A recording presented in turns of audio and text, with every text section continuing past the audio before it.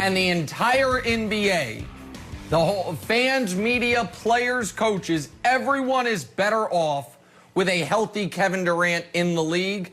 And Kevin Durant sure as hell looked healthy last night. We'll talk to Rick Bucher about that as well. But here's the deal. On Tuesdays, Colin Cowherd on this show releases, as everyone knows, the herd hierarchy.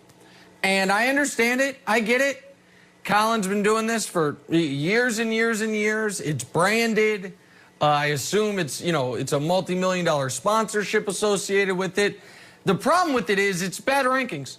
It's just bad rankings. It's traditional power rankings, 1 through 10. It's a little fickle. He wildly overrates certain teams, wildly underrates others. And there is a superior way of ranking teams and a way you can get all 32 fan bases involved. It's the Nick Wright tiers, and we do that on First Things First, which, by the way, you can watch from 7:30 to 9:30 a.m. Eastern every day, if you didn't know it. And we release those on Wednesdays as counter-programming to Colin's herd hierarchy to just try to kind of even out the balance of knowledge in the football world. And now that I'm sitting in for Colin, I will release them to you guys as well. Show the full tiers. The very bottom, by the way, the Jets had been at the bottom all year. There was at one point on these tiers where the Jets weren't even on there. They were off the bracket entirely. Just Adam Gase poking his head up from the corner. Now the Jets, because of the win, maybe the worst moment in franchise history, that win, they move up. So the bottom all by themselves, Trevor Lawrence, the Trevor Lawrence tier. The next tier is the Justin Fields tier. Now the Bengals won't draft Justin Fields, but every other team that is in the running to potentially do it would at least consider it on that tier. The next tier is a bunch of fan bases that are just like, hey, is it NFL season? Is it NBA season yet? Now with the Texans, I don't know if people are that excited for the Houston Rockets. Detroit, they're like, hey, trying that old center lineup with the Pistons. Let's see how that works. Patriot fans haven't been this excited for a Celtics season compared to a Patriot season since Larry Bird was playing. Bay Area fans, season didn't start so great, but at least you're going to have Steph back this week. Denver, listen, the Broncos might stink once again. The Nuggets are awesome. Dallas Cowboys fans, I know your football season didn't go the way you wanted it to, but you got Luka. And Charger fans, if such a thing exists, you got the Lakers, and the Clippers is like the other team there. So all those fan bases, their football seasons have betrayed them. They're just focused on the NBA season. 1 game short tier.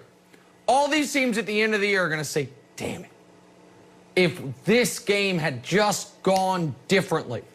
The Dolphins are going to say, if somehow we could have just held that lead against Kansas City. Giant fans are going to have plenty of, we were so close. We had the game. What if we didn't let Carson Wentz come back on us? Raider fans, how long of a list? Obviously, they pulled one out of the fire against the Jets, but that's the only game they've won in the last month, it feels like. Bears and Vikings are going to finish a game short. And the Eagles, to add insult to what's been a tough season, they're not even going to finish a game short. They're going to finish a half game short. It's going to be because they went for that tie instead of going for the win.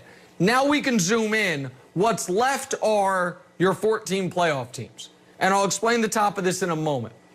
Wild card weekend tier, all of these teams, all 4 of them, I would be shocked if they win a game in the postseason.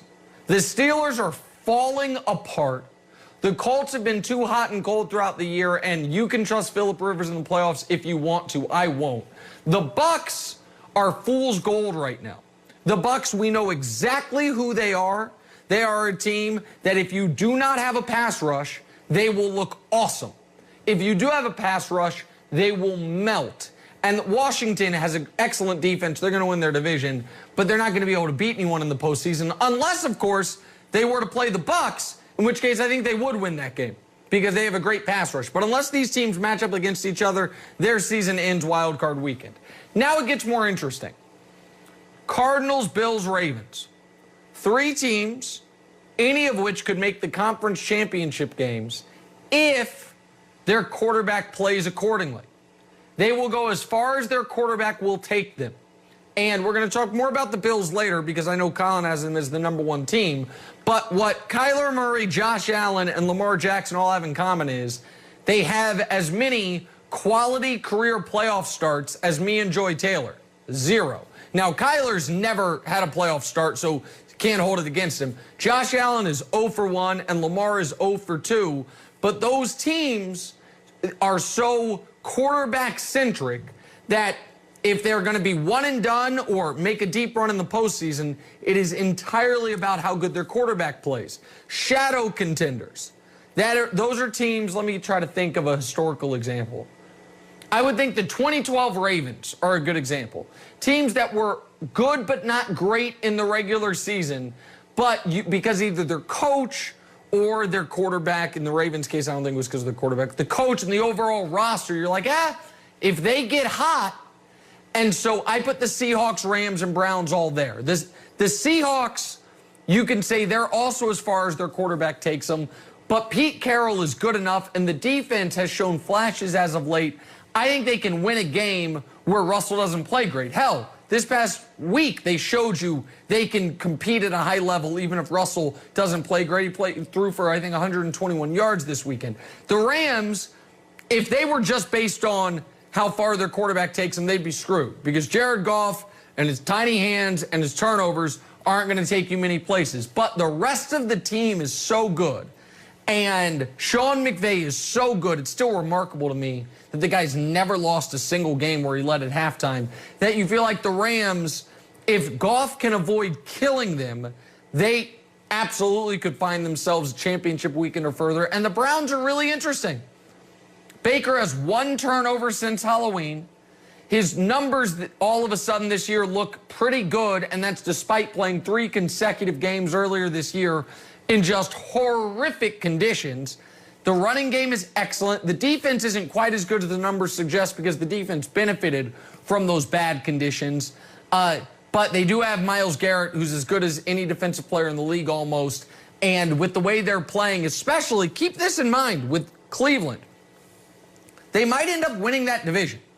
If the Steelers lose this weekend to the Colts and they're underdogs at home, then Week 17, Pittsburgh-Cleveland, is for the division because Cleveland's going to beat the Jets this weekend. So if the Steelers lose this weekend, then Week 17, Pittsburgh-Cleveland is for the AFC North.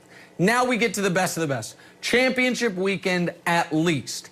All 3 of these teams, if they do not at least make the conference championship, they will be and should be disappointed.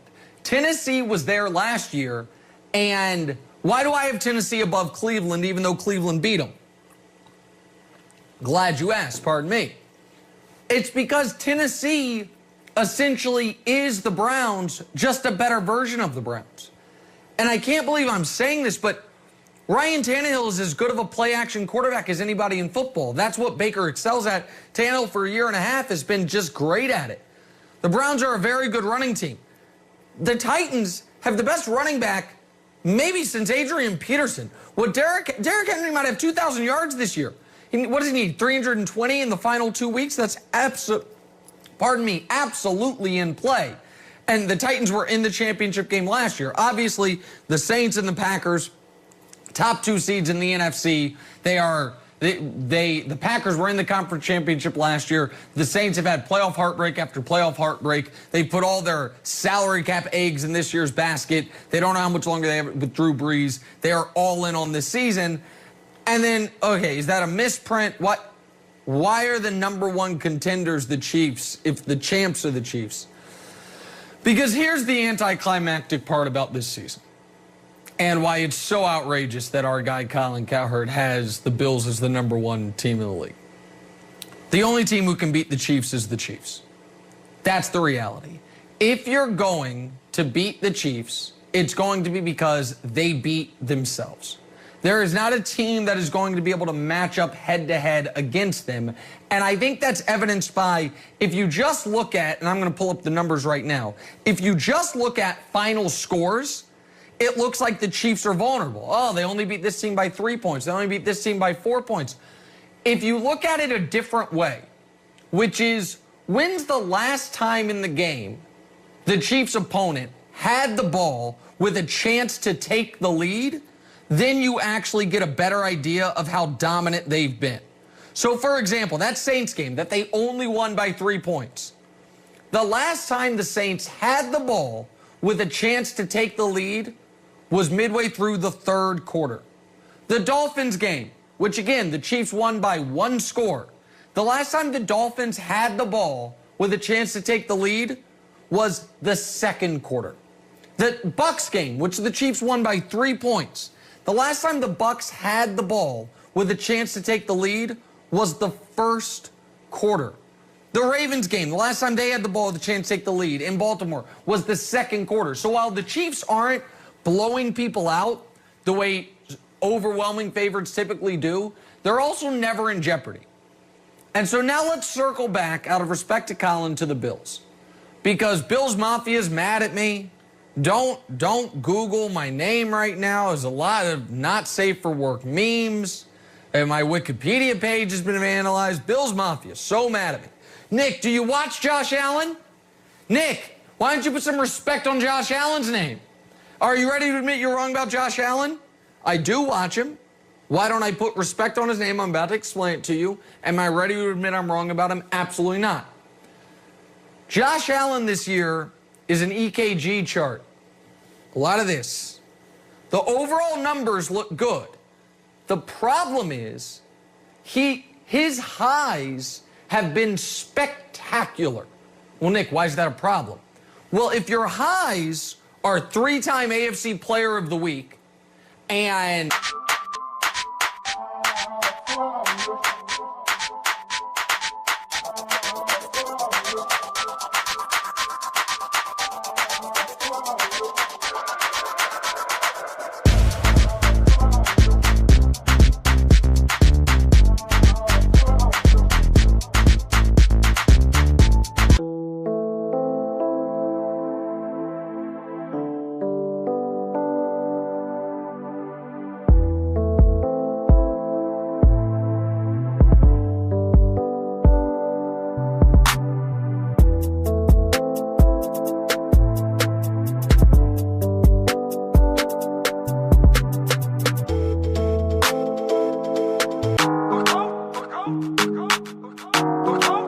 Go.